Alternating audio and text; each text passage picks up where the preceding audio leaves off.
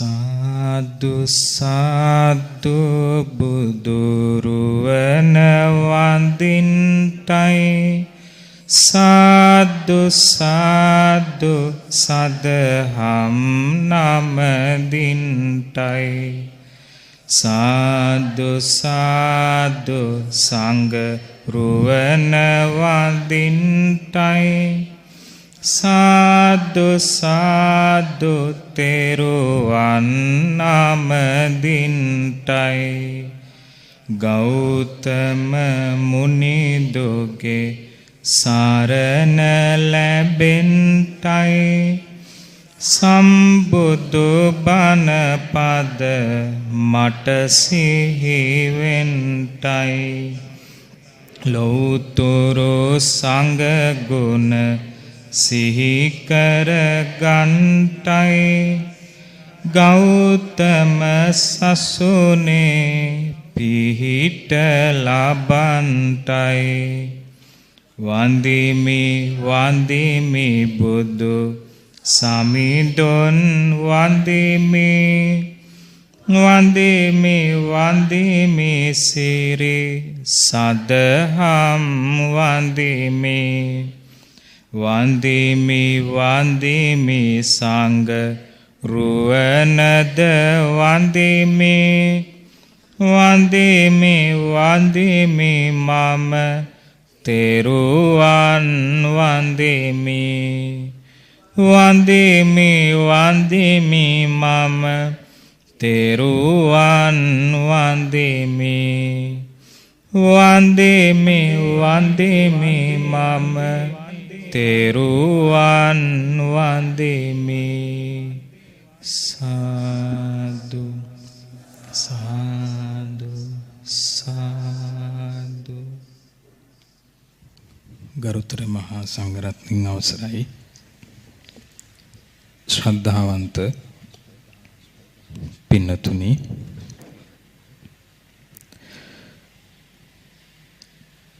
බුදුරජාණන් වහන්සේ පිරිනිවන් පාලා වසර 2557ක් සම්පූර්ණ වෙන මාසේ මේ ගත වෙන්නේ අපිට බුදුරජාණන් වහන්සේගේ බුද්ධ ශාසනය අවසන් වෙන්නට මත්තෙන් මේ උතුම් චතුරාර්ය සත්‍ය ධර්මය ශ්‍රවණය කරන්න අවස්ථාව උදා වුණා. මේ ධර්මය අපේ ජීවිතේ අවසන් වෙන්නටත් කලින් බුද්ධ ශාසනය අතුරුදහන් වෙන්නත් කලින් අහන්න ලැබුණේ අපේ මොකක් හරි වාසනාවකට. බුදුරජාණන් වහන්සේ මේ ලෝකෙට පහළ වුණත් නැතත් මේ ලෝකේ උපන් සත්වයා දුක කියන දේ විඳිනවා. දුක අවබෝධ කරගන්නේ බුදුරජාණන් වහන්සේ පහළ වුණාට පස්සේ. බුදුරජාණන් වහන්සේ පහළ වුණත් නැතත් මේ ලෝකේ සත්වයාට දුක හට ගන්නවා. දුක හට ගැනීම ප්‍රහාණය වෙන්නේ බුදුරජාණන් වහන්සේ පහළ වුණාට පස්සේ. ආර්ය අෂ්ටාංගික මාර්ගයේ දේශනාව නැත්තම් දුක්ඛ නිරෝධය කියන වචනේ මේ ලෝකෙට අහන්න ලැබෙන්නේ නැහැ.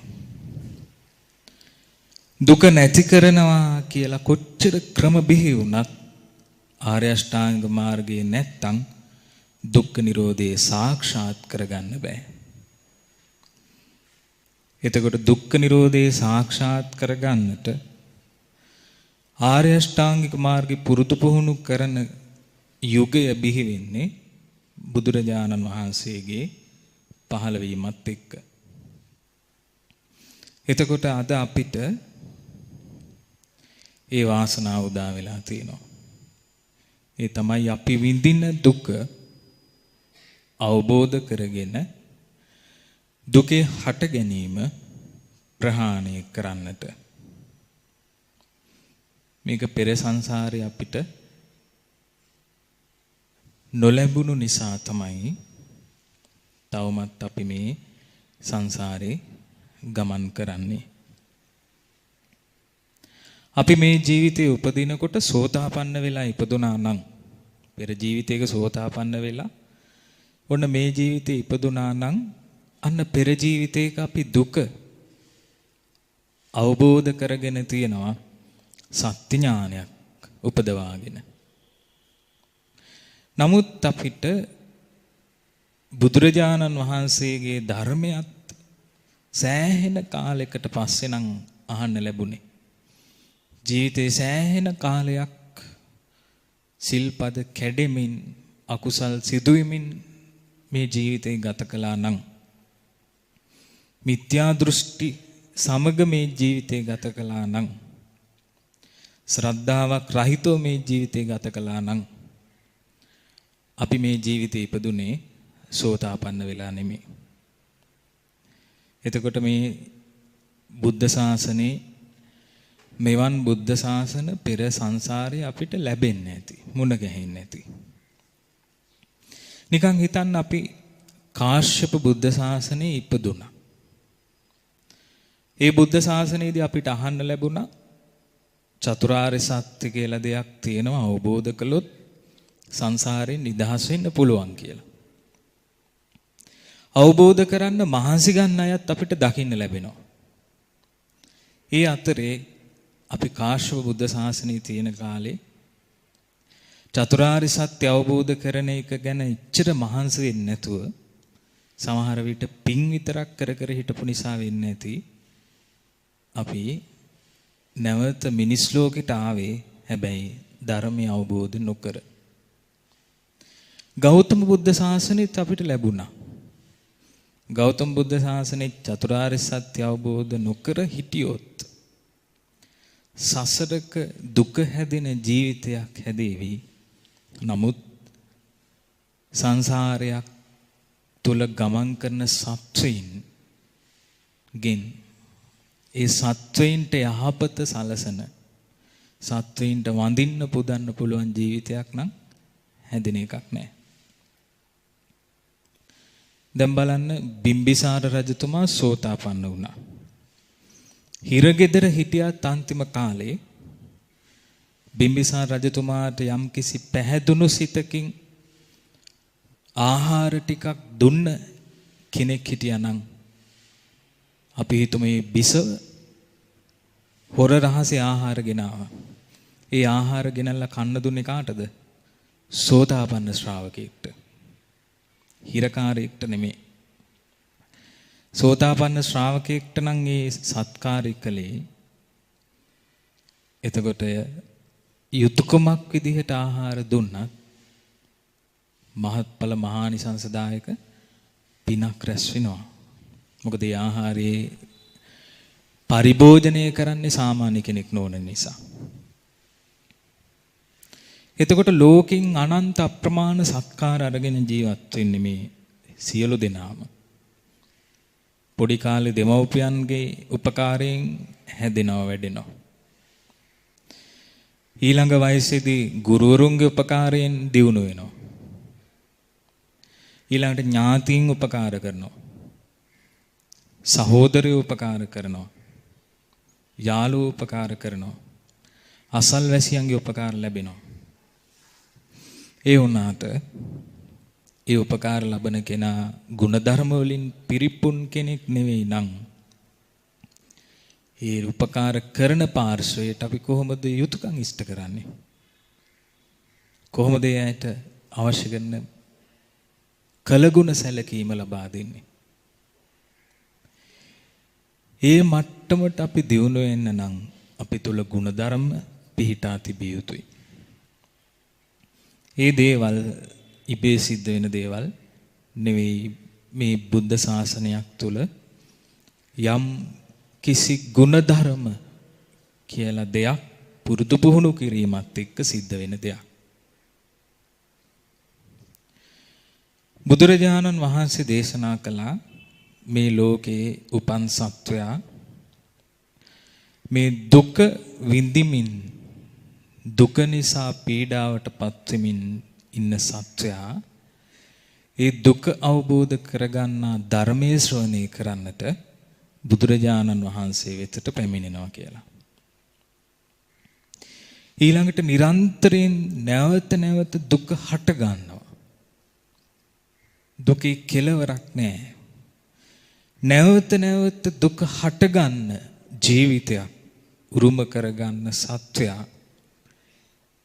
ඒ දුකේ හට ගැනීම ප්‍රහාණය කරන අදහසින් බුදුරජාණන් වහන්සේ ළඟට එනවා කියනවා ධර්මයේ ශ්‍රවණය කරන්න. ඊළඟට මේ ලෝකේ සත්වයාට සංසාරේ පුරාවටම ලැබුණේ අත්පත් කරගත්තේ සාක්ෂාත් කරගත්තේ දුක විතරයි. මේ ලෝකේ සත්වයා සංසාරේ යම් අවස්ථාවක පුද්ගලයෙක් හිමි කරගත්තා. ගෙයක් හිමි කරගත්තා. ඉඩමක් හිමි කරගත්තා. රතයක් හිමි කරගත්තා. දරුවෙක් හිමි කරගත්තා. රටක් රාජ්‍යයක් හිමි කරගත්තා. අවසානයේදී හිමි කරගෙන තියෙන්නේ තවත් රූපයක් තමයි ලං කරගෙන තියෙන්නේ. විඳීමක් තමයි ලං කරගත්තේ. සංඥාවක් තමයි එකතු කරගත්තේ.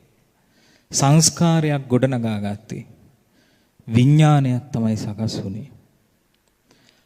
එතකොට අත්පත් කරගෙන තියෙන්නේ රූප වේදනා සංඥා සංඛාර විඥාන නම් මේ ලෝකේ සත්වයා සංසාරි පුරාවට ලබාගෙන තියෙන්නේ උපාදානස්කන්ධ. ළඟා කරගෙන තියෙන්නේ පංච උපාදානස්කන්ධ.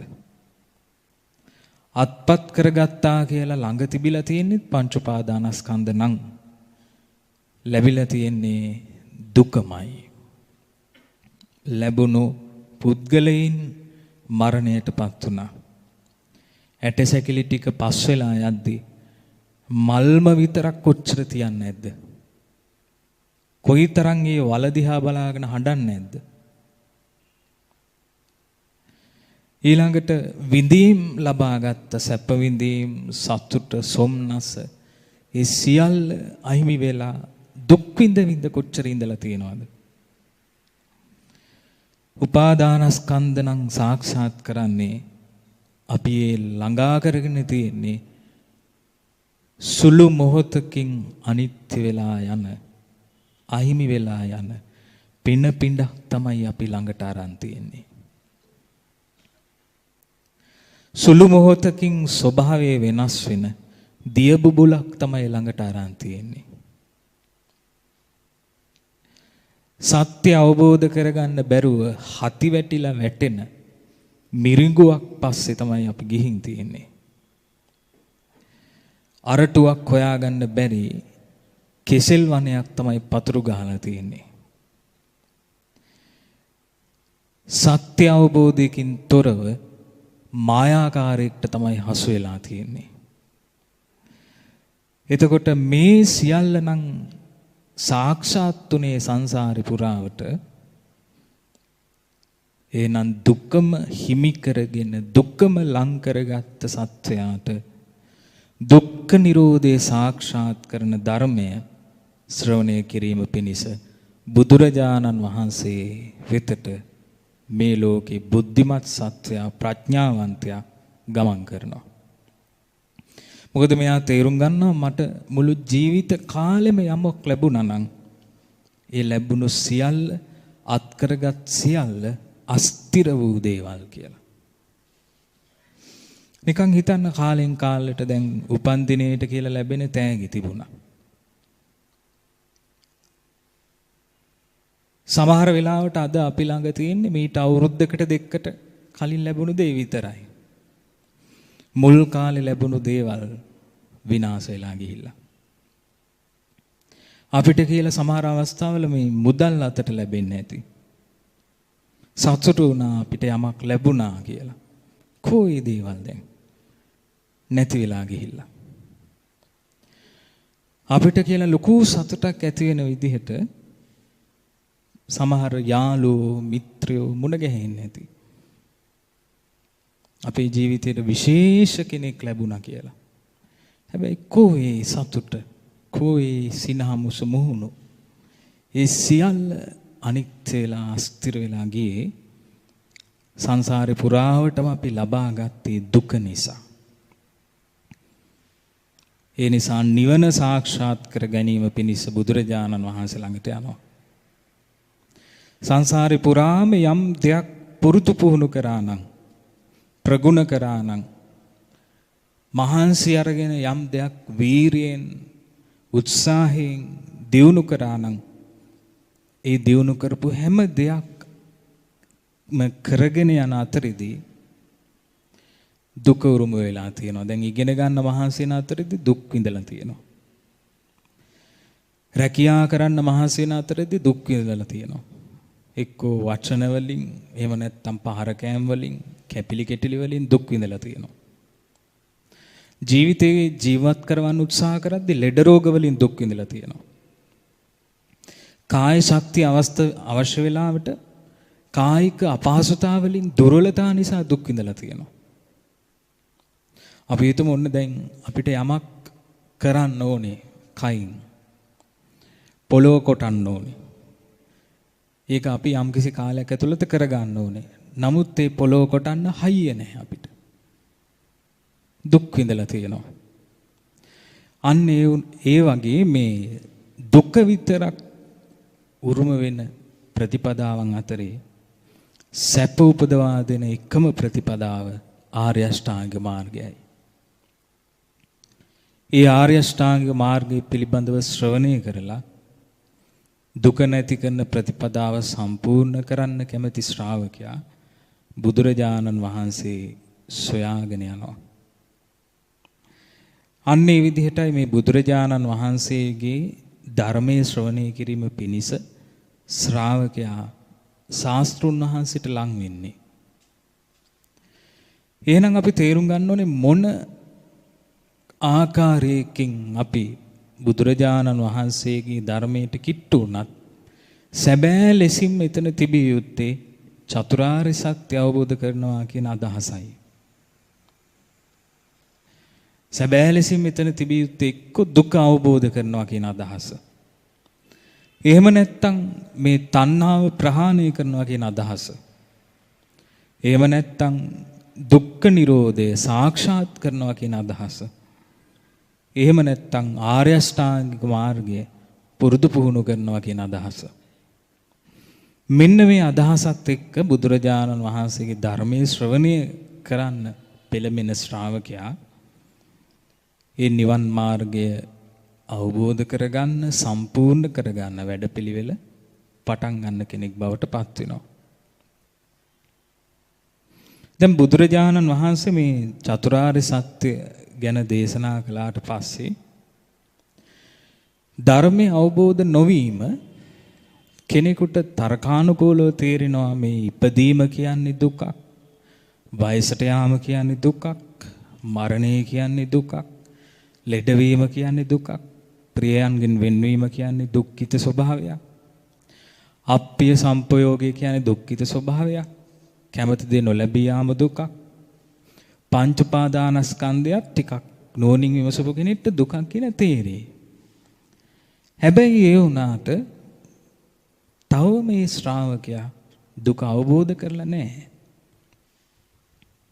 එතකොට එහෙනම් මේ ධර්මයේ ශ්‍රවණය කරලා දුක කියන්නේ මේකයි කියලා අහලා දැනගත්ත කෙනාගේ මානසිකත්වයත් දුක කියන දේ අවබෝධ කරන කෙනාගේ මානසිකත්වයත් අතරේ වෙනසක් තියෙනවා.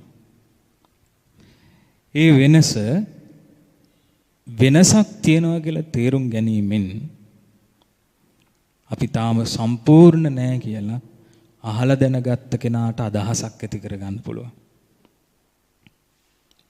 නැත්තම් හිතෙන්නේ අපි දුක කියලා දෙයක් තියෙන බව දන්නවා. එපමණයි එයා දුක කියලා දෙයක් තියෙන බව දකින්නේ නැහැ. ඒ නිසා දුක කියලා දෙයක් තියෙන බව දැකිය යුතුයි. ඒක දකින ශ්‍රාවකයාට තමයි මේ දුක කියන දේ අවබෝධ කරගන්නට අවස්ථාව උදා වෙන්නේ. ඉතින් ඒ නිසා අපි කල්පනා කරන්නට වුණේ අපේ ජීවිතේ මේ දුක කියන දේ අවබෝධ කර ගැනීම පිණිස යම්කිසි පුරුදු පුහුණු කිරීමක් අවශ්‍යයි. ඒක ධර්ම ශ්‍රවණයෙන් සීමා වෙන්නේ නැහැ. ධර්ම ශ්‍රවණයෙන් අපිට මේ හැම දෙයක්ම අහලා දැනගන්න පුළුවන්. රූපය කියලා දෙයක් තියෙනවා. රූපය අනිත්‍යයි, නිට්ටය නෑ. ටිකක් හිතනකොට ඒක තේරෙනවා. නමුත් නැවත නැවත රූපයට ඇලෙන, සිත විසිරෙන, ධර්ම මාර්ගෙන් විසිවෙන, කැළඹෙන ස්වභාවයක් එන්නේ මේ දුක අවබෝධ නොවීම නිසා. ඒ නිසා මේ දුක අවබෝධ කර ගැනීම මේ ශ්‍රාවකයා තුළ තිබිය යුතු දෙයක්. ඉතින් බුදුරජාණන් වහන්සේ දේශනා කරලා තියෙනවා මේ ලෝකේ මේ දන්න කෙනාටත් දකින්න කෙනාටත් තමයි ආශ්‍රව ඡය කිරීම සම්පූර්ණ කරගන්න පුළුවන් වෙන්නේ. ඒ කියන්නේ මේක දැනගෙන විතරක් හරියන්නේ නැහැ, දැක ගන්නත් ඕනේ. එතකොටයි ආශ්‍රව ඡය කිරීමක් ගැන කතා කරන්නේ බුදුරජාණන් වහන්සේ. ඉතින් බුදුරජාණන් වහන්සේ මේ දේශනා කරලා තියෙන පිළිවෙලට දැන් අපි ඕනම දෙයක් සාමාන්‍යයෙන් අර දැන් සමහර දෙමව්පියන් දරුවන්ට අවවාද කරනවා මේ දේ කරන්න එපා, ඒක අනුතුරුදායකයි කියලා. ඒ වුණාට ඒ දරුවන්ට ඇතැම් වෙලාවවලදී මේක පිළිගන්නවා. නමුත් ඒ වරදට සම්බන්ධ ආස්වාදයේ මතුවෙනකොට දෙමව්පියෝ කියපු දේ අමතක වෙලා යනවා. ඊට පස්සේ වරද කරලා ආදීනවේ මතුවෙනකොට දෙමව්පියෝ කියන දේ මතක් වෙනවා. ආදීනවේ මතු වුණා කියන්නේ මොකක්ද? කලින් දැනගත්තා මේක කලාම අනතුරක් තියනවා කියලා. දැන් අනතුරට මුහුණ දීලා දැක්කා අනතුරටපත් වුණා කියලා. ධර්මයේ තුල තියෙන එහෙම දෙයක් නෙමෙයි. ධර්මයේ තුල තියෙන්නේ මේ දකින්නවා කියලා කියන්නේ අනතුරටපත් වෙලා අවබෝධ වීමක් ගැන නෙමෙයි කතා කරන්නේ. අනතුර දැකලා අවබෝධ වීමක්. අනතුර සිද්ධ වෙන හැටි දැකලා අවබෝධ වීමක්. නමුත් ජීවිතයේ තියෙන්නේ ඒකට කියන්නේ ජීවිතේ මට්ටු වෙනවා කියලා. පාඩමක් ඉගෙන ගන්නවා කියලා. ඒ කියන්නේ අනතුරටපත් වෙලා අවබෝධ කරගන්නවා. ආයි කරන්නේ නැහැ.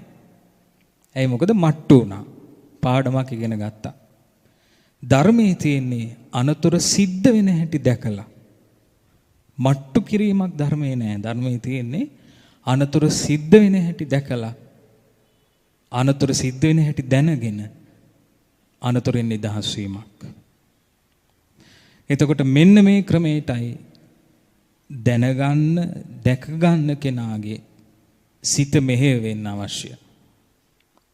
එතකොට එහෙනම් මෙතන දැන ගැනීමකුයි දැක ගැනීමකුයි කියලා දෙකක් තියෙනවා. ඉතින් මේ වෙනුවෙන් බුදුරජාණන් වහන්සේ වදාලා මේ සත්‍යය දැනගන්න අවශ්‍ය දේවල්, දැක ගන්න අවශ්‍ය දේවල්, ඒ තමයි ඉති රූපං ඉති රූපස්ස සමුදයෝ ඉති රූපස්ස අත්ංගමෝ.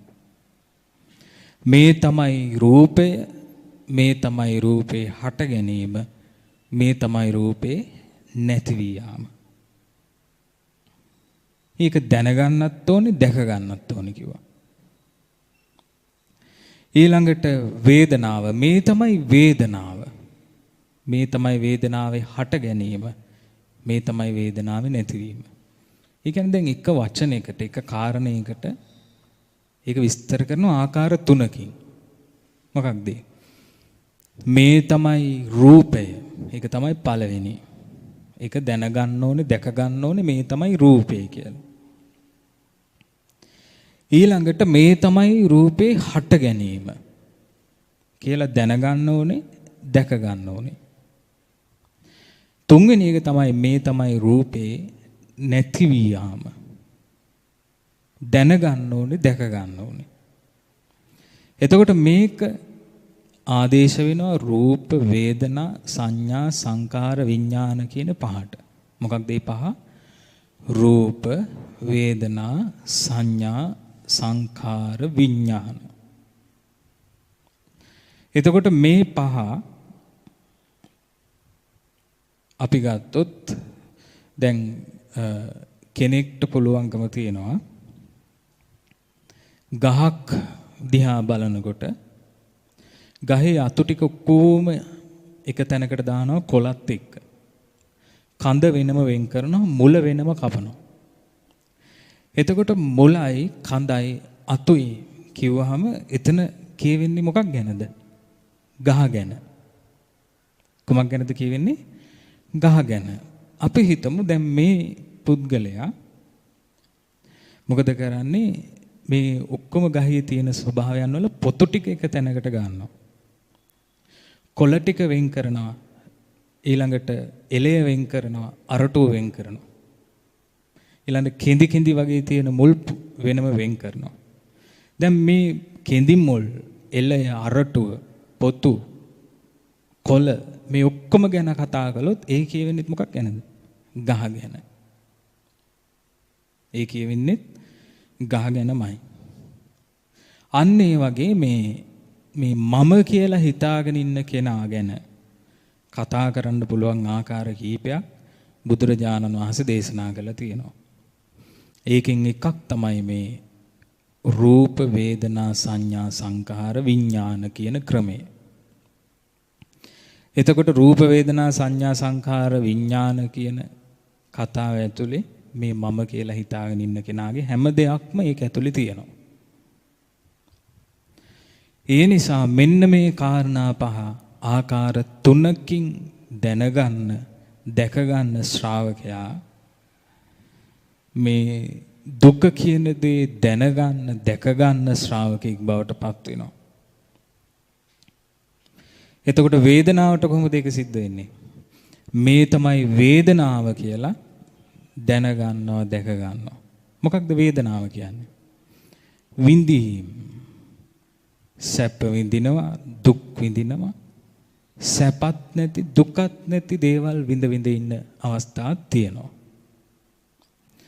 ඊළඟ එක තමයි සංඥාව. සංඥාවත් ආකාර තුනකින් තියෙනවා. ඒ තමයි මේ තමයි සංඥාව කියලා දැනගන්නවා, දැකගන්නවා. ඊළඟට මේ තමයි සංඥාවේ හට ගැනීම කියලා දැනගන්නවා, දැකගන්නවා. මේ තමයි සංඥාවේ නැතිවීම කියලා දැනගන්නවා, දැකගන්නවා. අන්නේ ශ්‍රාවකයා සංඥාව අවබෝධ කරන කෙනෙක්. මොකද්ද සංඥාව කියන්නේ? දැන් අපි පාරේ යනකොට අපිට දකින්න ලැබෙනවා මාර්ග සංඥා තියෙනවා.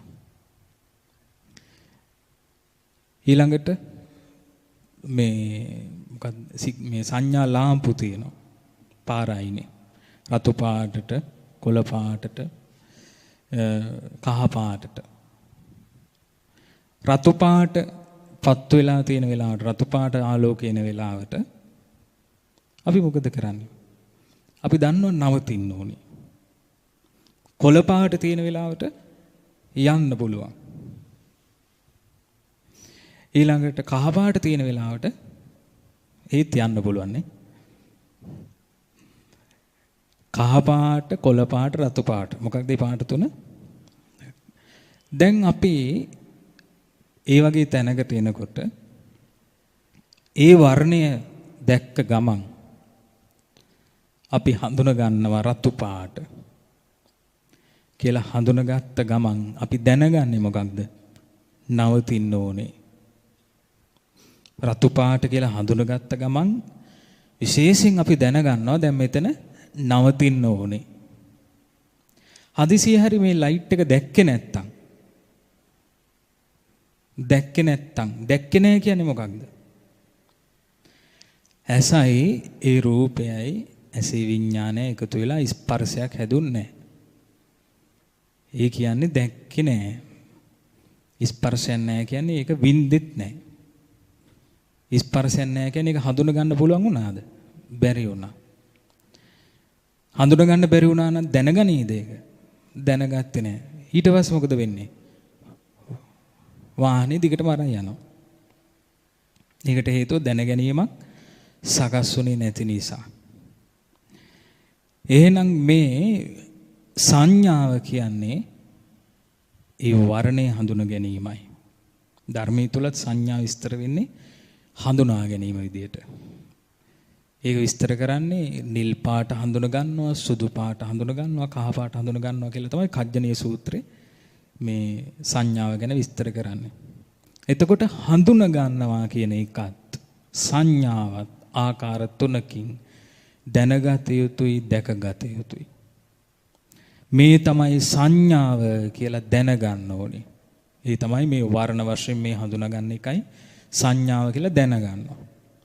දැක ගන්න කෙනා දැන් දැනගත්තේ ධර්මයෙන් දැක ගන්නවා. ඒක සිද්ධ වෙන හැටි. ඒක දැනගන්නවා. මේ තමයි සංඥාව කියලා දැක ගන්නවා.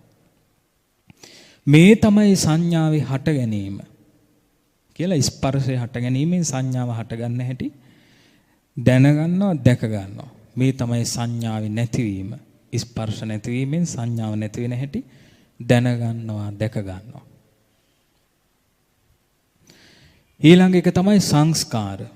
සංස්කාර කියලා කියන්නේ මේ හිත චේතනා පහල කරමින් අපි කයින් යම් යම් දේවල් කරනවා.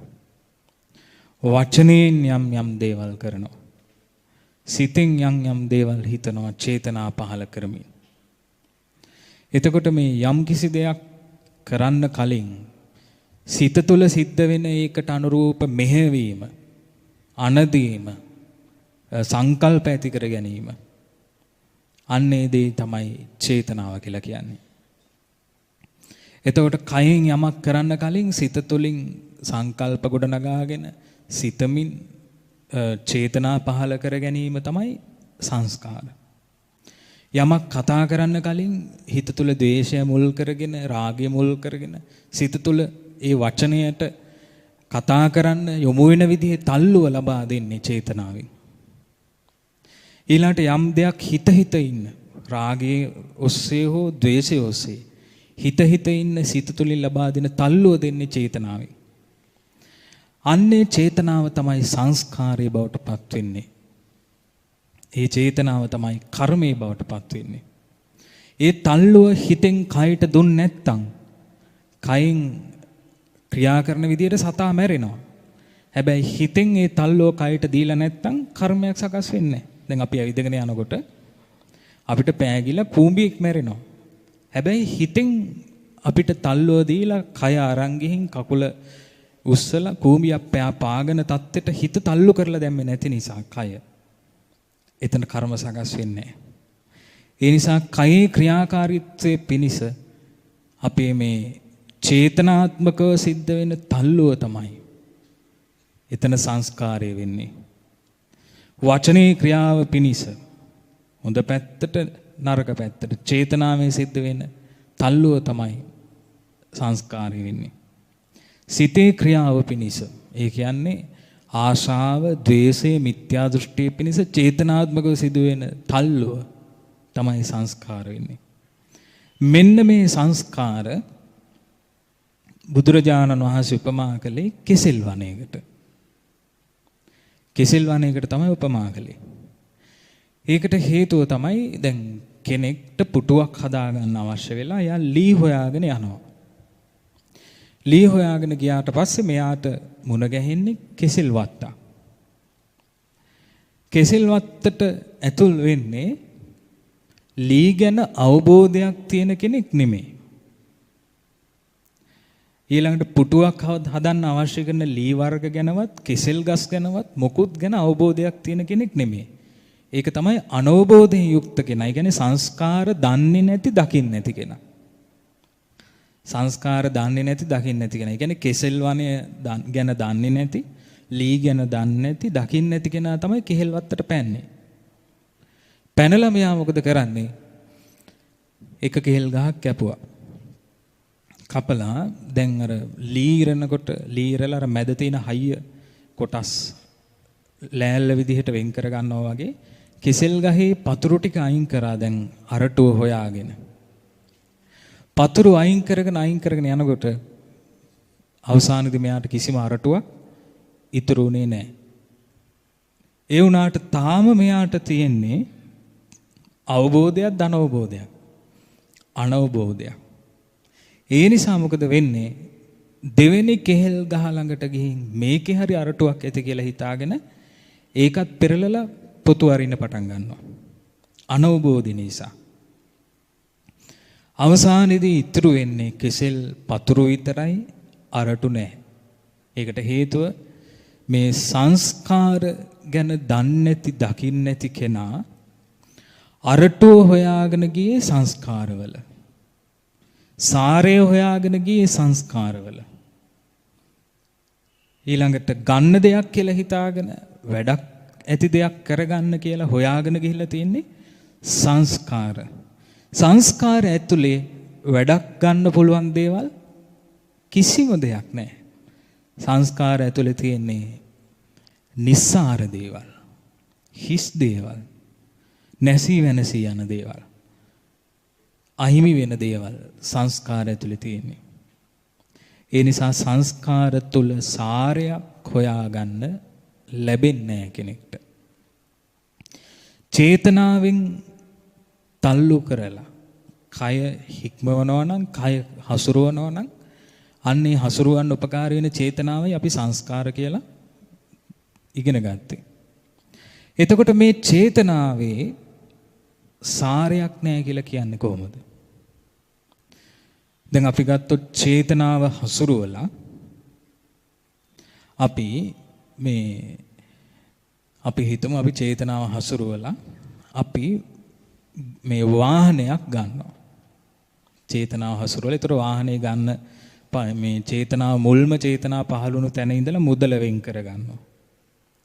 ඊට පස්සේ වාහනේ තෝරනවා. ඊට පස්සේ තෝර ඉන්න එකත් සෑහෙන කාලයක් චේතනා පහල කර ඉන්න අතරේ අවසානයේදී මේ කෙනා මේ වාහනේ තමන් ළඟට ගෙන්න ගන්නවා වාහනේ. එතකොට ඕක තමයි චේතනා පහල කරමින් කලේ මේ පුද්ගලයා. චේතනා පහල කරමින් ඉඳලා වාහනේ ගන්නවා කියන අර්ථයෙන් කටයුතු කරලා අවසානයේ වාහනේ ගන්නවා. වාහනේ ගත්තට පස්සේ වාහනේ තුලින් සිද්ධ වෙන දේ මොකක්ද? වාහනේ තුලින් සිද්ධ වෙන දේ ඒ තමයි ඉඳගෙන සිටීම, ගමනක් යාම, වාහනේ දොර ඇරීම, වාහනෙන් එළියට යාම. එතකොට වාහනේට නැගලා ගමන ගිහින් එළියට බැස්සට පස්සේ අපිට ඊළඟට අවශ්‍ය අපි හිතමු වෙළඳ පොළට යන්න නම් දැන් එතනින් එහාට අපි ළඟ වාහනේ තිබ්බොත් අපිට ඒක කරන්න පුළුවන්. අපි හිතමු අපි සාප්පුවේ ඇතුලේ වැටකොළු බණ්ඩක තෝරන්නත් වාහනේ ළඟ තියාගෙන අරන් යනවා. දැන් කරන්න පුළුවන්ද ඕක? කරන්න බෑ. දැන් අපිට වාහනේ එතන දාලා යන්න සිද්ධ වෙනවා ඊළඟ සංස්කාරෙට. ඊළඟ සංස්කාරය තමයි එළවලු තෝරන සංස්කාරය. එළවලු තෝරම ඉන්න පුළුවන්ද හැම වෙලාවෙම? මුළු දවස තිස්සේම එළවලු තෝර ඉන්න පුළුවන්ද? ඒකෙත් ඉවරයක් තියෙනවා. ඒ සංස්කාර චේතනාව මුල් කරගෙන කය අත හසුරුවලා දැන් එළවලු උස්සනවා බලනවා තියෙනවා තෝරගත්තා. ඊට පස්සේ ඕක තෝරගෙන එතන ඉන්න පුළුවන්ද? එතන ඉන්න බෑ. ඊට පස්සේ ආයි අරගෙන ඇවිල්ලා වාහනේට දාලා වාහනේ නැගලා දැන් වාහනේ නැග්ගට පස්සේ එළවලු අල්ලගෙන හිටියොත් ඒත් වාහනේ යන්නේ නැහැ. ඒ නිසා වාහනේ ඉස්සරහට අරන් ගිහින් ගෙදර නවත්තලා වාහනේ ගත්තා මම කියලා වාහනේ ඇතුළට වෙලා හිටියොත් බඩගින්නේ මැරෙන්න වෙන්නේ. ඒ නිසා වාහනෙන් එළියට බහැලා එළවලු ටික අරගෙන එළියට යන්න. දැන් වාහනේ කෝ? දැන් කොහෙද වාහනේ? දැන් උයන වෙලාවේ. වාහනේ නවත්තපු තැන. කන වෙලාවේ වාහනේ කෝ? වාහනේ නවත්තපු තැන. එතකොට දැන් වාහනේට අදාළව පහළ වෙන සංස්කාරات එක්ක ඒ කෙහෙල් ගහ අතහැරලා තමයි ඊළඟ කෙහෙල් ගහ පතුරු ගහන්නේ. හැබැයි ඔය වාහනේ නම් වූ කෙහෙල් ගහින් සිද්ධ වෙන කාර්යය බස් එක නම් වූ කෙහෙල් ගහිනුත් සිද්ධ වෙනවා. ඊළඟට කැබ්‍රිය නම් වූ කෙහෙල් ගහිනුත් සිද්ධ වෙනවා. මේකේ කියලා වෙනසක් නැහැ. එකම දේ. ඒ ගමන ගියාට පස්සේ වාහනෙන් එළියට බහිනවා. බස් එකකින් වුණත් ගමන ගිහින් ඉවරනාට පස්සේ බස් එකෙන් එළියට බහිනවා. තමන්ගේ වාහනේ වුණත් ගමන ගිහින් ඉවරනාට පස්සේ ඒකෙන් එළියට බහිනවා. අන්න ඒ වගේ සංස්කාර කියන්නේ කේල් ගහක් වගේ. පතුරු ගහනවා අතහරිනවා. පතුරු ගහනවා අතහරිනවා. ඊට පස්සේ තව එකක් පතුරු ගහනවා. ආයි පරණ එකත් ආයි පතුරු ගහලා බලනවා. අන්තිමේදී ඉතුරු වෙන දෙයක් නැහැ. අවසානයේදී මේ කේල් ගහ පතුරු ගහගන්න බැරි වෙන විදිහට වාහනේ අතහැරලම දාලා ඉන්න සිද්ධ වෙන කාලයක් එනවා. එක්ක තමන්ගේ ශරීරය දුර්වල වීමෙන් එහෙම නැත්නම් වාහනේ කැඩී යාමෙන්. එදාට පස්සේ ආයේ කෙහෙල් ගහ පතුරු ගහන්න බෑ. මෙන්න මේ විදිහට කෙහෙල් වනේ කෙසෙල් ගස් ගොඩාක් බිමට දාලා මාරුවෙන් මාරුවට පතුරු ගහින් අතරේ තමයි කෙහෙල් ගස් ඉවර වීමෙන් පතුරු ගහන දෙයක් නැතුව නැවත වතාවක් අපි කෙහෙල් වත්තෙන් එළියට යන්නේ. හැබැයි තියෙන ප්‍රශ්නේ තමයි ආයිත් පනින්නේ කෙහෙල් වත්තකටමයි. මේ ජීවිතේ ওই විදිහට කෙහෙල් ගස් පතුරු ගහ ඉඳලා ඊළඟට ආයි පනින්නේ තව ජීවිතයක කෙහෙල් වත්තකට. අන්න ඒ වගේ චේතනාව සංස්කාර මේ තමයි සංස්කාර කියලා දැනගන්න ඕනේ දැක ගන්න ඕනේ. මේ තමයි සංස්කාරයන්ගේ හට ගැනීම කියලා දැනගත යුතුයි දැකගත යුතුයි. මේ තමයි සංස්කාරයන්ගේ නිරෝධය කියලා දැනගත යුතුයි දැකගත යුතුයි. අන්නේ ශ්‍රාවකයා තමයි දුක්ඛ අවබෝධ කරගන්න ශ්‍රාවකයා. ඊළඟ එක තමයි විඥානය. විඥානයේ දැනෙන ස්වභාවය. දැන් ඇහැට අපිට රූප දැනෙනවා. කනට ශබ්ද දැනෙනවා. කියන දේ දැනගන්න පුළුවන්. නාසයට ගන්ධය දැනගන්න පුළුවන්. දිවට රසය දැනගන්න පුළුවන්. කයට පහස දැනගන්න පුළුවන්. මනසට සිතෙන සිතුවිලි දැනගන්නවා. මෙන්න මේ දැනෙන ස්වභාවය තමයි විඥාන ස්වභාවය වශයෙන් හඳුන්වලා දීලා තියෙන්නේ. එතකොට මේ තමයි විඥානය, මේ තමයි විඥානේ හට ගැනීම, මේ තමයි විඥානේ නැතිවීම කියලා දැනගත යුතුයි, දැකගත යුතුයි. මෙන්න මේ ශ්‍රාවකයා පංච උපාදානස්කන්ධයම තුන් ආකාරයකින් දැනගන්න, දැකගන්න කෙනෙක් බවට පත් වෙනවා. ආකාර කීයකින්ද? තුන් ආකාරයකින්. ඒ තමයි අපි පංච උපාදානස්කන්ධ විදිහට ගත්තොත් මේ තමයි පංච උපාදානස්කන්ධය. මේ තමයි පංච උපාදානස්කන්ධේ හට ගැනීම. මේ තමයි පංච උපාදානස්කන්ධේ නැති වී යාම. මේ කාරණාව අපිට දකින්න අපි මහන්සි ගන්න ඕනේ. අන්න එතකොටයි අපිට දුක අවබෝධ වෙන්නේ. නැත්තම් අපිට සාමාන්‍යයෙන් තේරෙනවා වයසට යනවා කියන එක දුකයි. කෙස් පැහෙනවා නම්, දත් වැටෙනවා නම්, ශරීරය දුර්වල වෙනවා නම් ඒක දුකයි කියලා සාමාන්‍යයෙන් තේරෙනවා. නමුත් එතනින් එහාට ඒක දැක ගන්න නම් මේ පංච උපාදානස්කන්ධේ හට ගැනීම නැති යාම දැකගත යුතුයි. ඒක දැනගන්න දැකගන්න ශ්‍රාවකයා තමයි වයසට යාම දුකක් කියලා අවබෝධ කරගන්නේ. නැත්තම් ඒ ශ්‍රාවකයාට තියෙන්නේ වෙනස් වුණු දේ දැකලා වෙනස් වුණා කියලා දැක ගැනීමක් විතරයි. දැන ගැනීමක් විතරයි. නමුත් දැන් බුදුරජාණන් වහන්සේගේ කාලේ මේ පංච උපාදානස්කන්ධේ දුකක් කියලා අවබෝධ කරගත් අය බහුතරයක් ගත්තොත් ඒ සියලු දෙනා සමහර අය අවුරුදු 7න් සමහර අය අවුරුදු 20න් 25න් 30න් තරුණ කාලෙදී ඒ කියන්නේ කළු කෙස් තියෙද්දිම අවබෝධ කළා වයසට යනවා කියලා. ඊළඟට මේ කටේ දත් තියෙද්දිම අවබෝධ කළා වයසට යනවා කියලා. ශරීරයේ ශක්තිය තියෙද්දිම අවබෝධ කළා වයසට යාමක් තියෙනවා කියලා. ඒ කියන්නේ මේ ශරීරය වෙනස් වෙනවා දැකලා නෙමෙයි ඒක අවබෝධ කළේ. ඒක අවබෝධ කළේ පංච උපාදානස්කන්ධේ හට ගැනීම නැතිවීම දැකලයි. ඒ තුලින් තමයි මෙයාට මේක අවබෝධ කරගන්න තියෙන්නේ.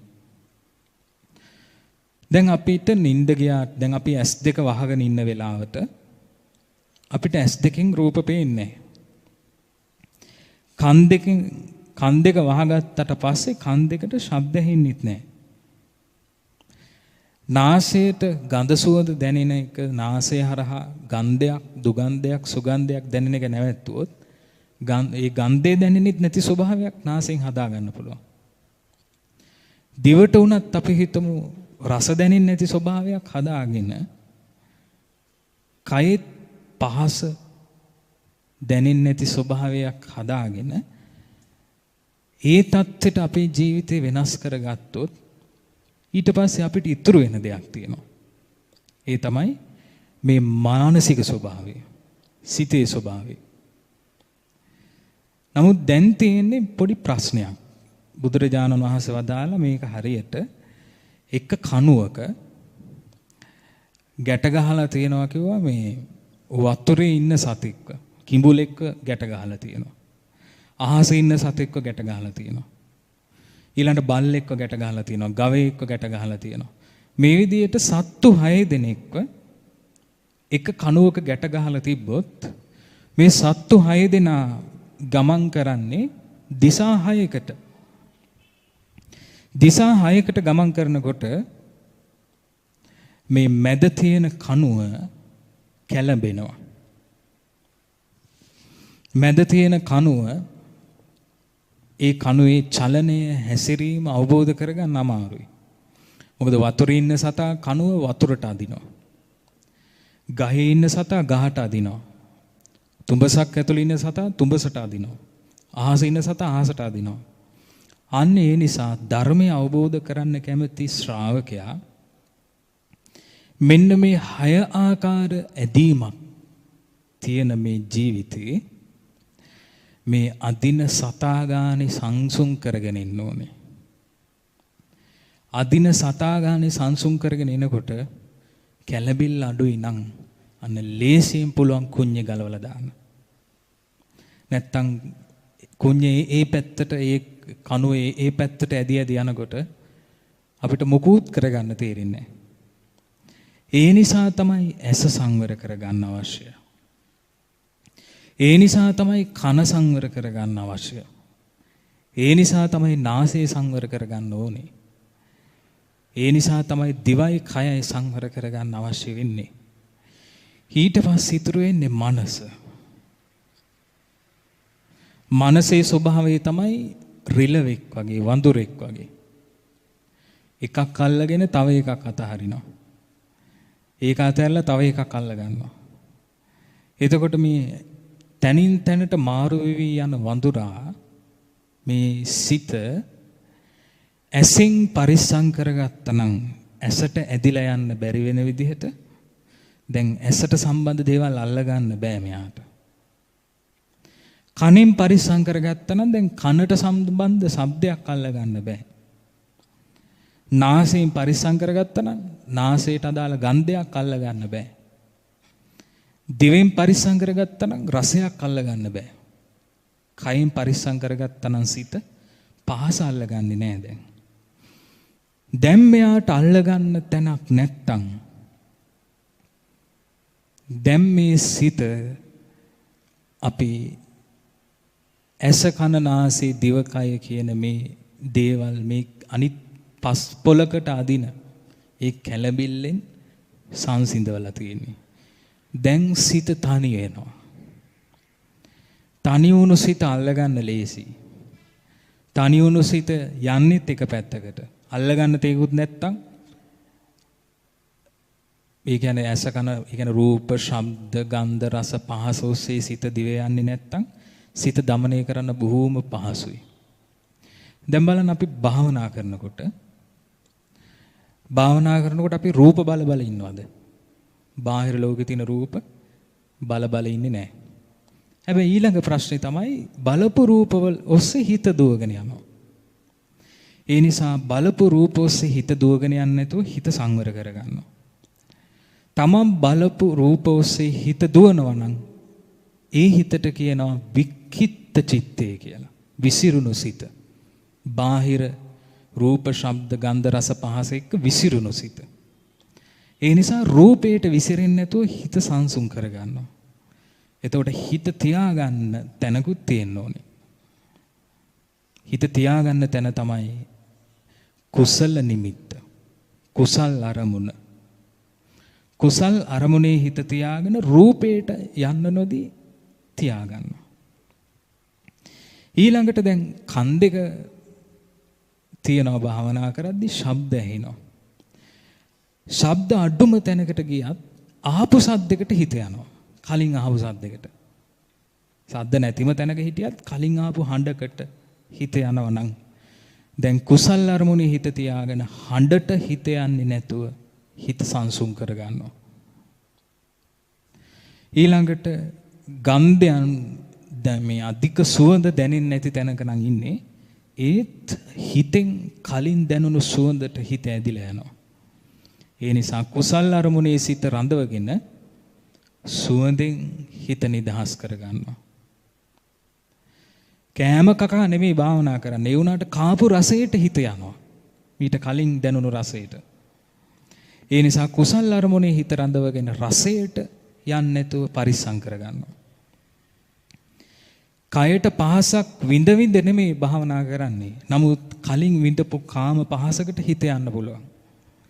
ඒ නිසා ඒ හිත පහසට යන්න නොදී කුසල් අරමුණේ පරිස්සම් කරගන්නවා.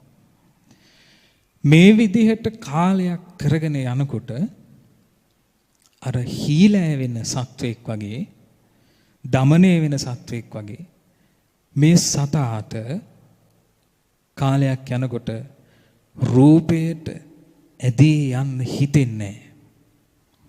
ශබ්දයට ඇදී යන්න හිතෙන්නේ නැහැ. ගන්ධයට, රසයට, පහසට ඇදී යන්න හිතෙන්නේ නැහැ. දැන් මේ සතා කූඩුවෙම ඉන්නවා. කූඩුවෙම ඉන්න තරමට හීලෑ වුණාට පස්සේ දන්වැල ගලවන්නත් පුළුවන් වුණා. එතකොට මේ සතා දැන් දුවන්න එපා ඉන්නේ. හීලෑ කරපු සතෙක් වගේ. කුසල් අරමුණ තුල තමයි හීලෑ කරන්නේ. එතකොට මේ සතා කුසල් අරමුණ අතහැරලා යන්නේ නැති. ඒ කියන්නේ මේ සිත කුසල් අරමුණ අතහැරලා යන්නේ නැති ස්වභාවයකටපත් වෙනවා.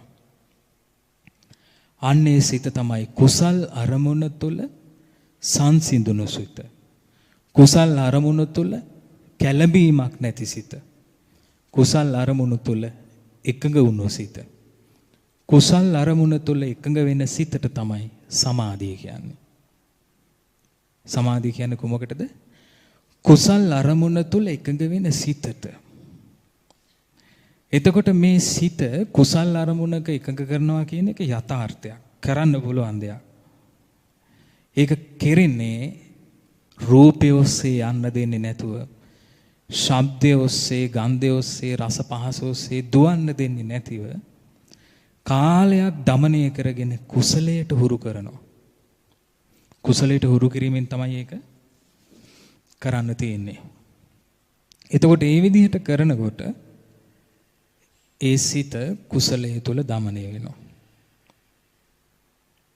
දැන් අර සමහර මේ පැරණි ක්‍රමයක් තියෙන ඔය බොහොම සැර ප්‍රචණ්ඩ දරුණු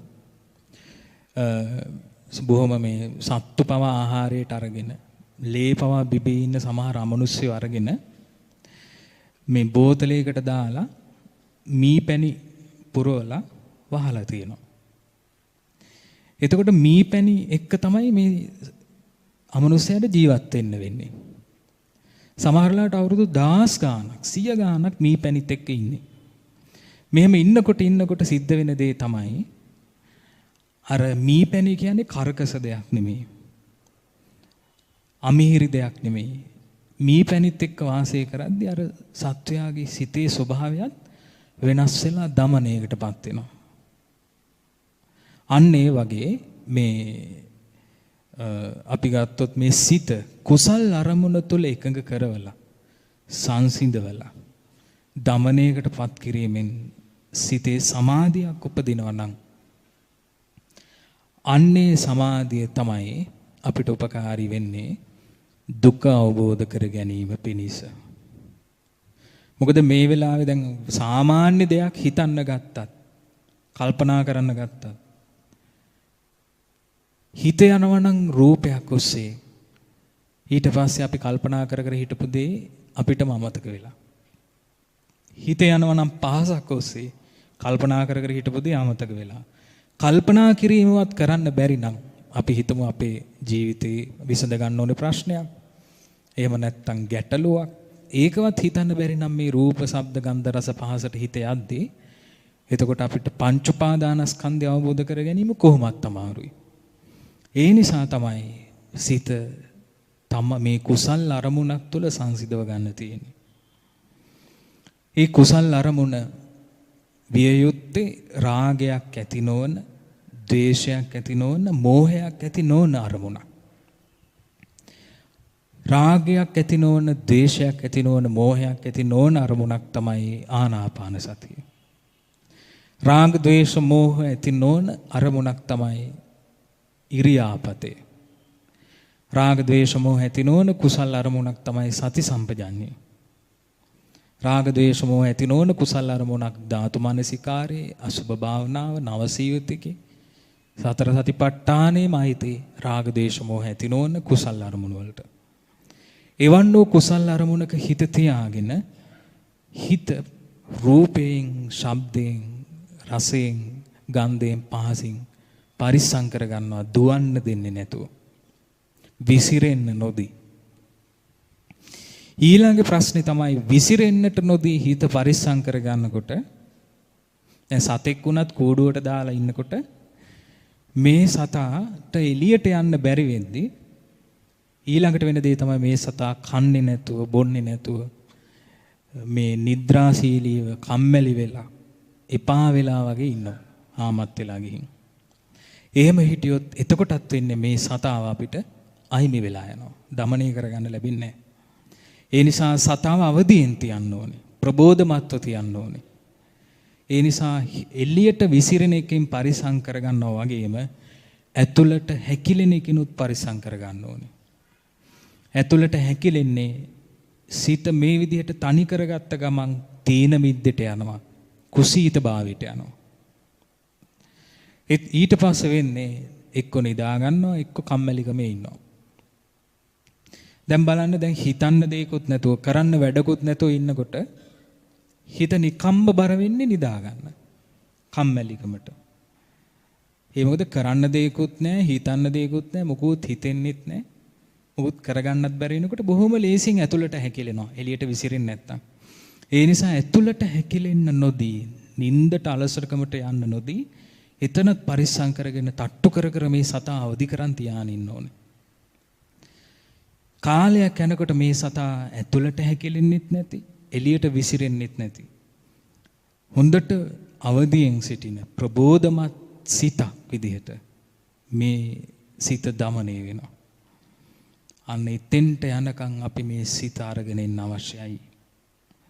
ඒක අරගෙන ආවේ නැත්නම් අපි තුල තියෙන බොහෝම ඡණ්ඩ, කලබල, පරිස්සමක් නැති, කැළඹුණු ස්වභාවයක හිතක්. ඒ නිසා අපේ සිත හැකිලෙන්න නොදී, නිද්‍රාශීලී වෙන්න නොදී, විසිරෙන්නට නොදී ප්‍රබෝධමත්ව අවදියෙන් තියාගන්න ඕනේ. ඒ ප්‍රබෝධමත්ව අවදියෙන් තියා ගැනීමෙන් තමයි අපිට අවස්ථාව උදා වෙන්නේ මේ සිත අවබෝධ කරගෙන සිත තුලින් නිදහස් වෙන්න පුළුවන්, මේ ජීවිතේ සම්පූර්ණ කරගන්න පුළුවන්. ඒ සාක්ෂාත් කිරීම අපිට ලැබෙන්නේ අන්න එතකොටයි. ඒ නිසා මේ සංසිඳුණු සිත සමාධියක් තුලින් උපදවාගෙන ඊට පස්සේ දැන් ඒ තුලින් සොයා බලන්න ඕනේ කුමක්ද රූපය කියන්නේ. ඒ තුලින් සොයා බැලිය යුතුයි කුමක්ද රූපය. එතකොට මේ මොහොත තුල පඨවි ධාතුව ඇසුරු කරගත්ත ස්වභාවයක් Tamanට තේරෙනවා. ආපෝ ධාතුව ඇසුරු කරගත්ත ස්වභාවයක්, තේජෝ වායෝ, ඒ කියන්නේ සතර මහා ධාතු, ඒ කියන්නේ රූපය. රූපීමේ ස්වභාවයක් තේරෙනවා නම් ඉති රූපං, මේකයි රූපය. ඒක දැනගන්නේ සමාධියක් තුල. ඉති රූපං, මෙයයි රූපය. ඉති රූපස්ස සමුදයෝ. දැන් මේ රූපය එක විදිහට තියෙන්නේ නැහැ. තමන් ඉති රූපං කියලා මේ දැක්ක මෙයයි රූපේ කියලා දැක්ක ස්වභාවය තමන්ට තේරෙනවා මේක සකස් වෙනවා වෙනස් වෙනවා. වෙනස් වෙන්නේ සකස් වෙන නිසා. වෙනස් වෙන්නේ නැති වෙන නිසා. වෙනස් වීමක් තියෙනවා කියන්නේ එතන සකස් වීමකුත් තියෙනවා නැතිවීමකුත් තියෙනවා. ඒකයි වෙනස් වෙන්නේ. නැත්තම් වෙනස් වෙන්නේ නැහැ. දැන් මේ ගිනි ජාලාව. ගිනි ජාලාවක වුණත් බලාගෙන ඉන්නකොට පේනවා වෙනසක්. ඒ වෙනස සිද්ධ වෙන්නේ සකස් වීමකුත් තියෙනවා. ඒ කියන්නේ ගින්න තව අලුත් ගිනි දැල් එකතු වෙනවා. තිබුණු ගිනි දැල් නැති වෙනවා. ඒකයි ගිනි ජාලාව වෙනස් වෙනවා පේන්නේ. අන්න ඒ වගේ ඉති රූපස්ස සමුදය මේ තමයි රූපේ හට ගැනීම. මේ තමයි රූපේ නැතිවීම. මේ රූපේ හට ගැනීමට ආහාර උපකාරී වෙලා තියෙනවා. අපි ගන්න ආහාර ඒ වගේම මේ විඳීම් වලින් ඊළඟට විඥාණයෙන් ස්පර්ශයෙන් නොඑක ආකාරයෙන් මේ ආහාර එකතු වීමත් මේ රූපේ හට ගැනීමට උදව්වක්. මේ සියල්ල දකින්න තියෙන්නේ මේ සිත නැමැති සත්වයාව තනි කරගෙන. සිත නැමැති සත්වයාව තනි කරගෙන සංසිඳවල තමයි මේ හට ගැනීමත් නැතිවීමත් ඒ හටගන්න නැති වෙන ස්වභාවය කුමක්ද කියලා දැනගන්න දැක ගන්න තියෙන්නේ. මෙන්න මේක දැනගන්න දැක ගන්න ශ්‍රාවකයා පංච උපාදානස්කන්ධය තුල වෙනස් වීමක් තියෙනවා කියලා දැනගන්නවා. පංච උපාදානස්කන්ධය තුල වෙනස් වීමක් තියෙනවා කියලා දැක ගන්නවා. පංච උපාදානස්කන්ධය තුල වෙනස් වීමක් තියෙනවා කියලා දැකගත්තා නම් ඒ කියන්නේ වෙනස් වෙනවන යම් දෙයක් යමක් අනිත්‍ය නම් ඒක දුකක්ද සැපක්ද කියලා තමන් හිතලා බලනවා. යමක් අනිත්‍ය නම් ඒක දුකක්. බුදුරජාණන් වහන්සේ අහලා තියෙනවා යමක් අනිත්‍ය නම් ඒක දුකක්ද සැපක්ද? යමක් අනිත්‍ය නම් ඒක දුකක්. දුකටයි අයිති. සැපක් වෙන්න විදිහක් නැහැ වෙනස් වෙනවා නම්. දුකටයි අයිති. යමක් දුක නම් වෙනස් වෙන ස්වභාවයට අයිති නම් ඒ කියන්නේ අර ඒ ශ්‍රාවකයා දකිනවා මේ පංච උපාදානස්කන්ධ වෙනස් වෙන ස්වභාවයට අයිති. ඒක අංශු මාත්‍රයක් එස් ගහක්වත් ඉතුරු වෙන්නේ නැතුව ඔක්කොම වෙනස් වෙනවා. ඔක්කොම වෙනස් වෙලා යනවා නම් ඒ තුල ආත්මයක් කියලා දෙයක් දකින්න නැහැ. මොකද දැන් රූප ඇස කන නාසය දිවකය ඔක්කොම සංසිඳවලා සිත ඉතුරුයි. සිත ඇතුලේ සකස් වෙන පංච උපාදානස්කන්ධයත් අනිත්‍ය නම් වෙනස් වෙනවා නම් ඒක ඇතුලේ Tamanට වසඟේ පවත්වන්න පුළුවන් කියලා දෙයක් ඉතුරු වෙන්නේ නැහැ. එයා දකිනවා මෙතන අනාත්ම දෙයක් තියෙන්නේ, වෙනස් වෙන දෙයක් තියෙන්නේ, හුළඟක් වගේ දෙයක්, ගලා යන ගඟක් වගේ දෙයක්, හමා යන වලාකුළක් වගේ දෙයක්, වෙනස් වෙන දෙයක් තියෙන්නේ. වෙනස් වෙන දෙයක ආත්මීය දෙයක් නෑ, අනාත්මයි. මෙන්න මේ විදිහට අනිත්‍ය දේ අනිත්‍ය වශයෙන්, දුක් දේ දුක් වශයෙන්, අනාත්ම දේ අනාත්ම වශයෙන් දැකලා මේ පංච උපාදානස්කන්ධය දුකක් කියන එක සත්‍යයක් කියලා මේ ශ්‍රාවකයා දකිනවා. පංච උපාදානස්කන්ධේ දුකක් කියන එක සත්‍යයක් වශයෙන් දැක්කට පස්සේ දැන් ඒක දැකගත් දෙයක්, ඉගෙනගත් දෙයක් නෙමෙයි, දැකගත් දෙයක්. දැකගත්තට පස්සේ ඇත්තටම මේ පංච උපාදානස්කන්ධේ වෙනස් වෙන දෙයක් දුකක් කියලා ඒක හරියට අන්ධකාරයේ හිටපු කෙනෙක් පරිසරයේ ගස් තියනවද, වතුර තියනවද, ප්‍රපාතයකද ඉන්නේ, තනිතලාවකද ඉන්නේ, කාන්තාරයකද ඉන්නේ කියලා හොයන්න බැරුව හිටපු කෙනෙක්ට අකුණු සැරයක් ගහලා ඒ අකුණු සැරෙත් එක්ක අඳුනගත්තා නම් තමන් ඉන්න තැනේ ස්වභාවය, ඊට පස්සේ යාට සැකයක් ඇති වෙන්නේ නැහැ තමන් ඉන්න තැන ගැන. මොකද එයා එක ෂණයකින් දැක්කා. ඊට පස්සේ අරුණෝදය ඇති වුණා නම් මේ හිරු උදා වීම, සූර්යයා උදා වෙනවත් එක්කම ලාවට පේන්න පටන් ගන්නවා අකුණු සැරෙන් දැකපු ටිකම වෙනස් වෙන්නේ නැතුව. අකුණු සැරෙන් දැකපු ටික අකුණු සැරේ නැති වුණාට පස්සේ පේන්නේ නැතුව ගියා. හැබැයි සූර්යයා උදා වෙනකොට අරුණෝදය ඇති වෙනකොට දැන් මේ දේවල් ඒ විදිහටම පේනවා. වෙනස් වෙන්නේ නැතුව, ඒ කියන්නේ නැති වෙන්නේ නැතුව. හැබැයි පේන එක වැඩි වෙනවා. ඒකට හේතුව ඉර ටික ටික උඩට එන නිසා. එතකොට මේ தත්ත්වයට ආවොත් මේ අතරමං වුණු කෙනාට සැකයක් තිබ්බනම් Taman ඉන්න තැන ගැන ඒක නැති වෙලා යනවා. ඒ මොකද දැන් දන්නවා මෙතන ගස් තියෙනවා, ගලක් තියෙනවා, දොලක් තියෙනවා, කාන්තාරක ඉන්නේ. එහෙම නැත්නම් තනකොළ බිස්සක ඉන්නේ, එහෙම නැත්නම් කැලේක ඉන්නේ. මේ විදිහට Taman ඉන්න ස්වභාවය ගැන අවබෝධයක් ඇති වුණාට පස්සේ සැකයක් තිබ්බනම් ඒක නැති වෙනවා. කවුරු හරි කියලා තිබ්බනම් අඳුරේ ඉන්න වෙලාවේ Taman ඉන්නේ මෙවන් තැනක කියලා අරුණෝදේ උදා වෙනවත් එක්කම ඒක දකින්නකොට අර අඳුරේ ඉද්දි Taman හිටපු තැන ගැන කියපු කෙනාගේ වචනේ කෙරෙහි විශ්වාසයක් ඇති වෙනවා. වෙනස් නොවන විශ්වාසයක්, නොසෙල්වෙන විශ්වාසයක් ඇති වෙනවා අරුණෝදයත් එක්ක. අන්න ඒ වගේ මේ ශ්‍රාවකයා පංච උපාදානස්කන්ධයේ දුකක්, එය සත්‍යයක් කියලා Taman අවබෝධයක් ඇති කරගන්න විට ඥානයක් උපදිනවා. සත්‍ය ඥානයේ වශයෙන් පංච උපාදානස්කන්ධේ දුකක්මයි කියලා. වෙනස් වෙන දේ කෙරෙහි ආසාවෙන් හිටියොත් දුක සකස් වෙනවා. එය සත්‍යයක් කියලා සත්‍ය ඥානෙටපත් වෙනවා. වෙනස් වෙන දෙයින් නිදහස් වුණොත්, ආශාව නැති කළොත් දුකින් නිදහස් වීම Tamanට අත්පත් වෙනවා. ඒක සත්‍යයක් කියලා සත්‍ය ඥානෙටපත් වෙනවා. මෙතෙන්ට යනකම් අවබෝධ කරගන්නට උදව් වුණේ ආර්ය අෂ්ටාංගික මාර්ගය. මෙතෙන්ට යනකම් අවබෝධ කරගන්න උදව් වුණේ ආර්ය අෂ්ටාංගික මාර්ගය. මේ පංච උපාදානස්කන්ධය අනිත්‍ය වශයෙන්, දුක් වශයෙන්, අනාත්ම වශයෙන් විදර්ශනා කරපු නිසා.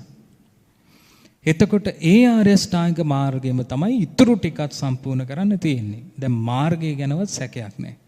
මෙයා දන්නවා, දකිනවා මේ ආර්ය අෂ්ටාංගික මාර්ගයයි දුක නැති කරන ප්‍රතිපදාව. ඒක සත්‍යයක් කියලා සත්‍ය ඥානෙටපත් වෙනවා. මේ දුක අවබෝධ කිරීමත් එක්ක මේ ශ්‍රාවකයාට උපදිනවා නොසෙල්වෙන ශ්‍රද්ධාවක්. දුකේ හට ගැනීම තණ්හාවයි කියලා ඒ අවබෝධ කර ගැනීමත් එක්ක නොසෙල්වෙන ශ්‍රද්ධාවක් උපදිනවා. එතකොට මේ චතුරාර්ය සත්‍ය සත්‍යයක් කියලා ඥානයකටපත් වෙද්දී ඒ ශ්‍රාවකයාට උපදිනවා නොසෙල්වෙන ශ්‍රද්ධාවක්, නොසෙල්වෙන පැහැදීමක්. මේ නොසෙල්වෙන ශ්‍රද්ධාව, නොසෙල්වෙන පැහැදීම උපදින්නේ දුක කියලා දෙයක් තියෙනවා. දුක හට ගැනීම මෙයයි, දුක්ඛ නිරෝධය මෙයයි, දුක්ඛ නිරෝධ ගාමිනී පටිපදාව මෙයයි කියලා තමන් විසින් අවබෝධ කරගන්න කොටයි. ඒ නිසා මේ දුක කියන දේ අවබෝධ වීමත් එක්ක ශ්‍රද්ධාව උපදිනවා කියලා බුදුරජාණන් වහන්සේ වදාලා. එතකොට දුක කියලා දෙයක් තියෙන නිසානේ මේ ශ්‍රද්ධාව උපදින්නේ. දුක කියන දේ අවබෝධ වීමත් එක්කයි. දුක කියන දේ අවබෝධ වීමත් එක්ක දුක්ඛ නිරෝධයයි, දුක නැති කරන මාර්ගයයි කියලා දුන්නු ශාස්ත්‍රුන් වහන්සේ කෙරෙහි අවබෝධයෙන් පැහැදීමක් ඇති වෙනවා. අන්න ඒ කෙනාට ශ්‍රද්ධාව උපදිනවා. හේතු සහිතව ශ්‍රද්ධාව උපදිනවා. වෙනස් වෙන්නේ නැති ශ්‍රද්ධාවක්. අන්නේ ශ්‍රද්ධාව ඉපදුනාට පස්සේ ඒ ශ්‍රාවකයා තමන්ගේ ජීවිතේ සාමාන්‍ය කල්පනා කරපු ස්වභාවයට වඩා වෙනස් විදිහකට ජීවිතේ දකින්න කෙනෙක්. මේ ශ්‍රද්ධාව ඉපදීමත් එක්ක මේ කෙනාගේ සිත තුළ සාමාන්‍ය අවස්ථා, මේ ශ්‍රද්ධාව උපදින්න කලින් තිබුණු සැක සංකා, විසිරීම් ස්වභාවය, කැළඹිලි ස්වභාවයන් සියල්ල සංසිඳිලා සිතේ උපදිනවා ප්‍රමුදිත බවක්. ප්‍රමුදිත බවක් උපදිනවා පැහැදීමක් ඇතිවීමත් එක්ක. දැන් Tamanට තියෙන මේ ප්‍රශ්නයක් විසඳගත්තට පස්සේ කාගේ හරි උදව්වකින් ප්‍රශ්නේ විසඳීමත් උදව් කරපු කෙනා කෙරෙහි විශ්වාසය තහවුරු වීමත් එක්ක විශාල ප්‍රමුදිතභාවයක් ඇති වෙනවා. අන්න ඒ වගේ මේ චතුරාර්ය සත්‍ය සත්‍යයක් කියලා දුක අවබෝධ කර ගැනීමෙන් ශ්‍රද්ධාව උපදිනවා නම් ශ්‍රද්ධාව ඉපදීමෙන් සිටී ප්‍රමුදිතභාවයක් ඇති වෙනවා. මේ ප්‍රමුදිතභාවය තව තවත් උදව් වෙනවා. තමන්ගේ සිතේ සමාධිය තුළ තව තවත් මේ පංච උපාදානස්කන්ධේ හට ගැනීම නැති යාම දකිමින් විදර්ශනා කරගෙන යන වැඩපිළිවෙලට ප්‍රමුදිතභාවයක් ඇති වුණාට පස්සේ ප්‍රමුදිතස්ස පීති ජායති. ප්‍රමුදිත කෙනාට ප්‍රීතිය උපදිනවා. ප්‍රීතිය ඉපදුන කෙනාට එයාගේ කය සංසිඳිලා යනවා. පස්සද්ධිය උපදිනවා. පස්සද්ධිය හේතු කරගෙන සැපේ උපදිනවා. සැපේ හේතු කරගෙන සමාධි ඉන්ද්‍රිය තව තව ප්‍රබල වෙනවා. තව තව ප්‍රබල වෙනවා. එතකොට මේ සමාධිය තව තව ප්‍රබල වෙන්න ඊට පස්සේ මේ ශ්‍රාවකයාට සමාධිමත් සිත තුළ පිහිටා තව තවත් යථාභූත ඥානෙ උපදවා ගන්න අවස්ථාව උදා වෙනවා. යථාභූත ඥානය කියන්නේ ඇත්ත ඇති සැටියෙන් දකින. දැන් මේ පංච උපාදානස්කන්ධයේ රූපය, වේදනා, සංඥා, සංකාර, විඥාන වෙනස් වෙනවා අනිත්‍ය දෙයක් කියලා දැකීම ඇත්ත ඇති සැටියෙන් දැකීම.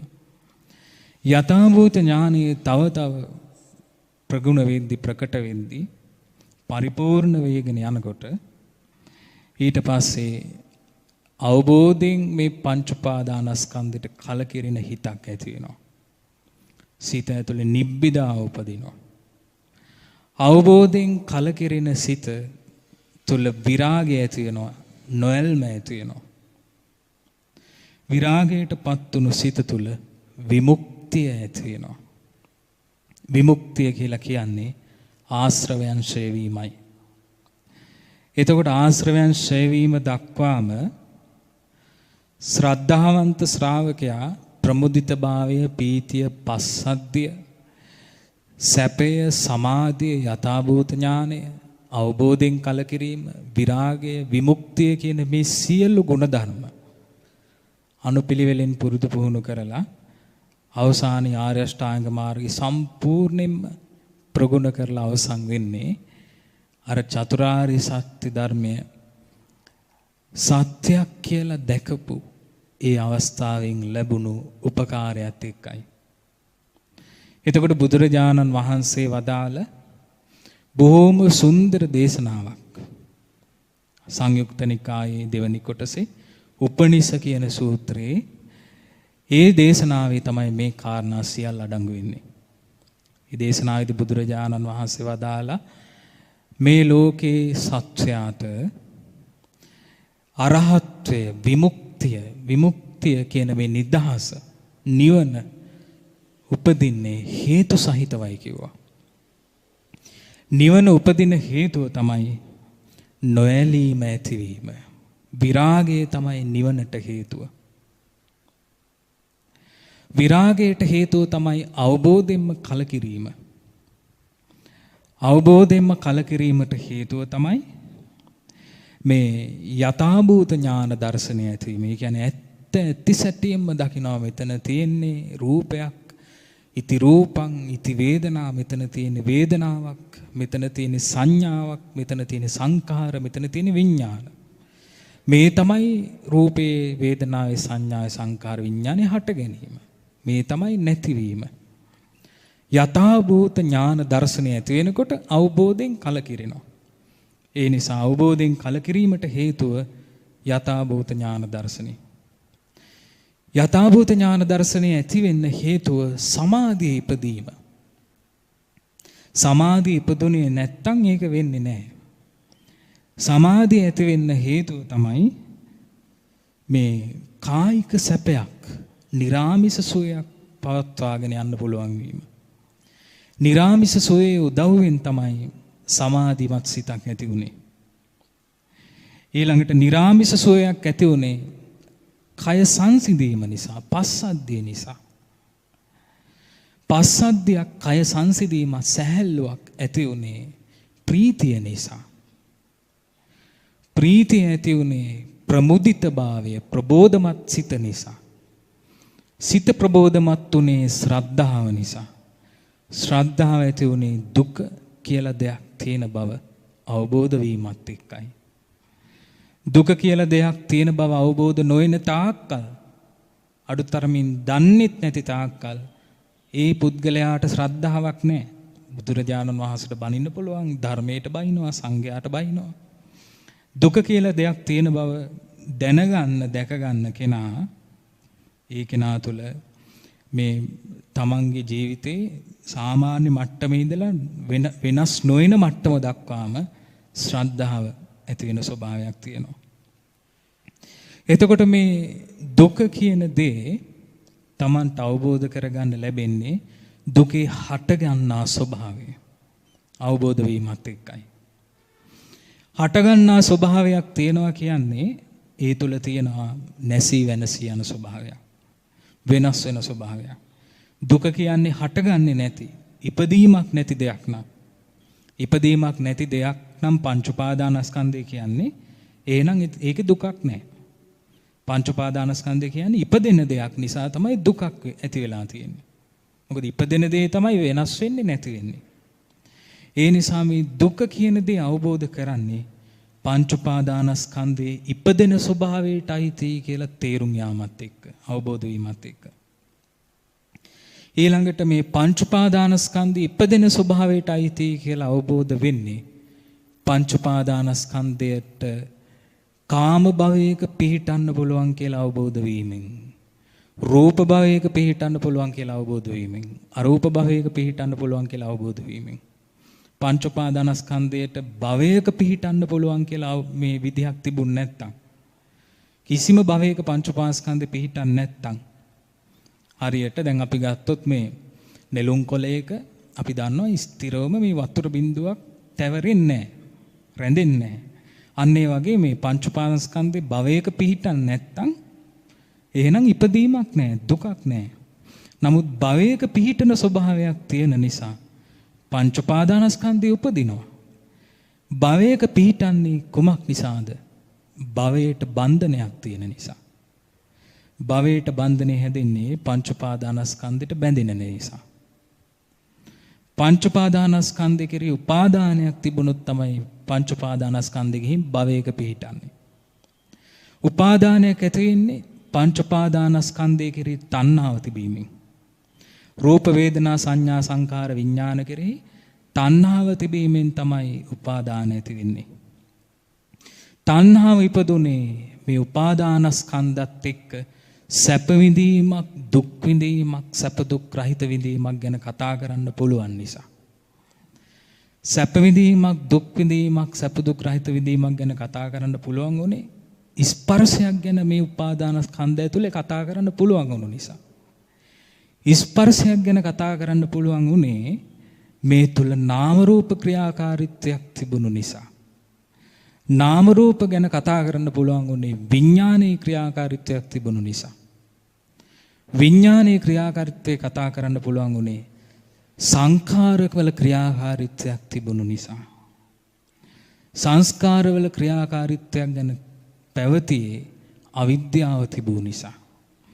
අවිද්‍යාවක් තිබුණු නිසා තමයි මේ දුක අවබෝධ නොවුනේ, දුකේ හට ගැනීම ප්‍රහාණය නොවුනේ, දුක්ඛ නිරෝධය සාක්ෂාත් නොවි, මාර්ගයේ ප්‍රගුණ නොවි සසරේ ගමන් කළේ.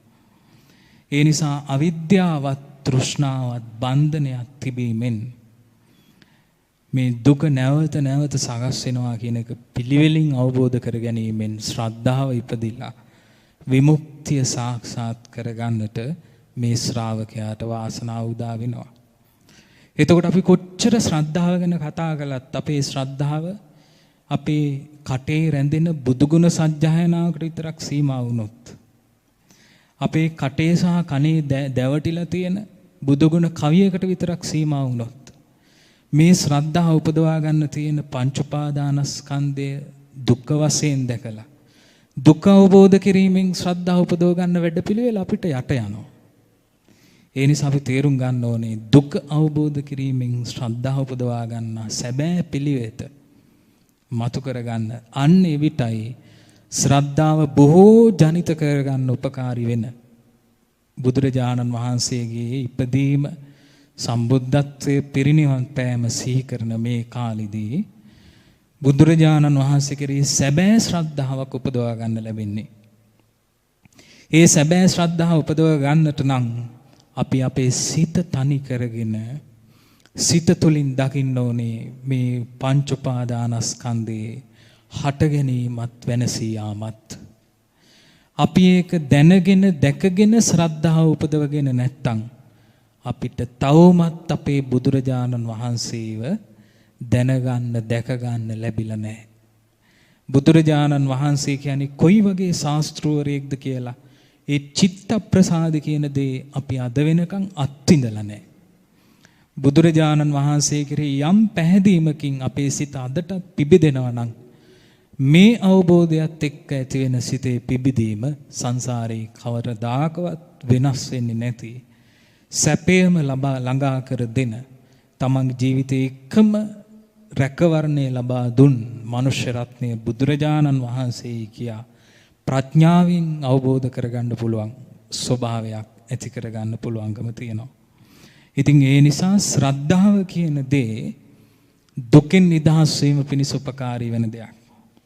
දුකින් නිදහස් වීම කෙරෙහි මේ දුක අවබෝධ වීමෙන්ම ඉපදිලා ස්ථිර වෙලා ඊළඟට ඒ ශ්‍රද්ධාව විසින්ම විමුක්තිය සාක්ෂාත් කරවලා දුකින් නිදහස් කරවනවා.